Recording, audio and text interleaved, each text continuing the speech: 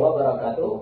Perkenalkan, kami dari kelompok 5 yang akan presentasikan dari mata kuliah Filsafat Hukum Islam yang berjudul Akal dan Wahyu dalam Filosofis Hukum Islam. Ya, betul.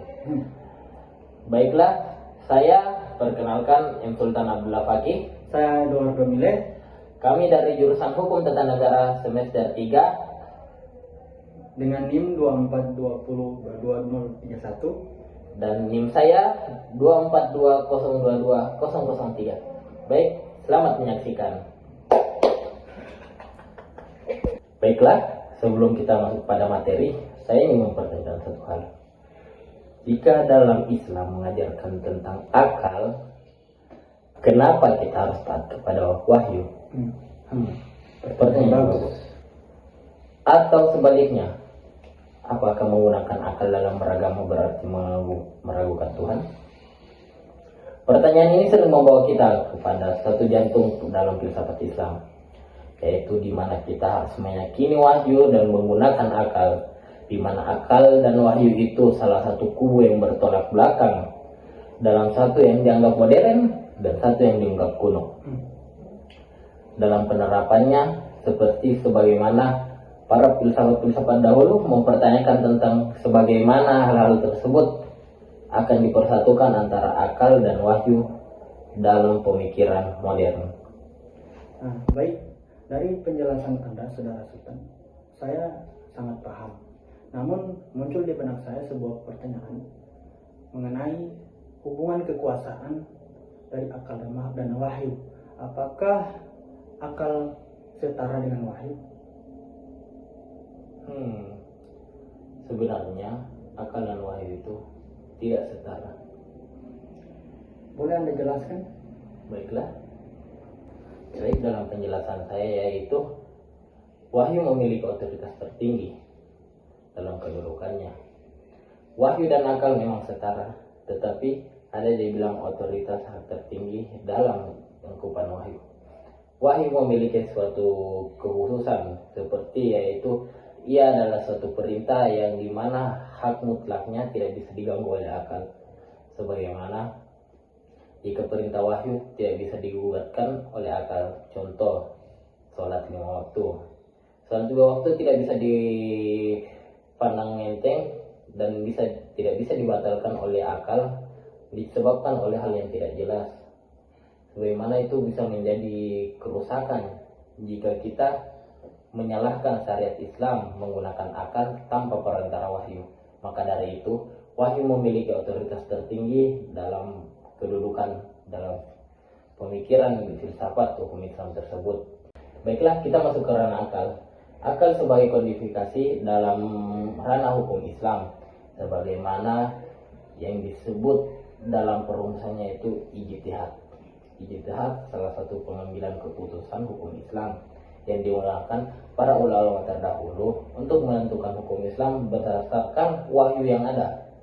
Dan jadi predikatnya di mana ada wahyu dan akal itu saling bersangkutan, tetapi di mana predikat wahyu lebih tinggi daripada akal tersebut.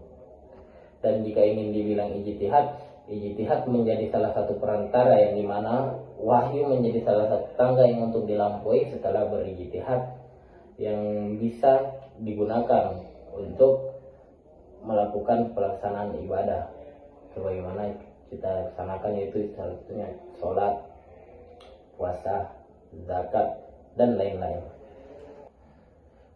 Baiklah, sebelum kita masuk pada materi, saya ingin mempertanyakan satu hal. Jika dalam Islam mengajarkan tentang akal, kenapa kita harus taat kepada wahyu? Pertanyaan bagus.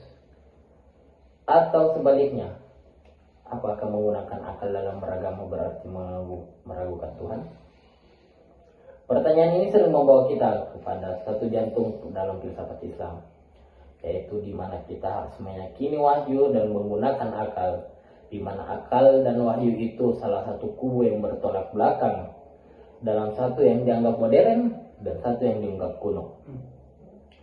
Dalam penerapannya, seperti sebagaimana para filsafat-filsafat dahulu mempertanyakan tentang sebagaimana hal-hal tersebut akan dipersatukan antara akal dan wahyu dalam Baiklah, Baiklah, sebelum kita menutup video kali ini, kami perlu akan membuat kesimpulan mengenai akal. dan wahyu dalam filosofis hukum Islam. Betul sekali. Nah, jadi kesimpulannya teman-teman, dalam filsafat hukum Islam, kita tidak diminta untuk mematikan akal dalam wahyu. Dan juga tidak diminta untuk memenjarakan wahyu demi akal. Nah, kita diajak untuk menjadi manusia seimbang. Berpikirlah secerdas mungkin, namun tetap berjalan di bawah cahaya ilahi. Betul sekali. Baik, sebagai sesama manusia, kita harus menggunakan akal sebaik mungkin dan jangan sampai dipengaruhi orang-orang yang buruk. Baik semuanya, sebelum kami akhiri video kali ini, mungkin ada sedikit penyampaian dari rekan saya. Ya, mungkin ada. Baiklah, mungkin penyampaian saya untuk terakhir kali sebelum penutupan video kali ini. Ya.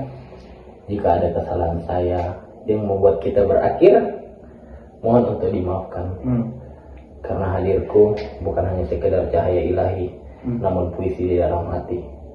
Dan ingatlah bahwa kenangan kita selama ini bukan hanya ilusi dan bukan sekedar hanya imajinasi, tapi simpanlah kenangan tersebut di dalam hati yang akan selalu menjadi kenangan kita suatu saat ketika tua kelak nanti. Saatnya sudah akhir sekali.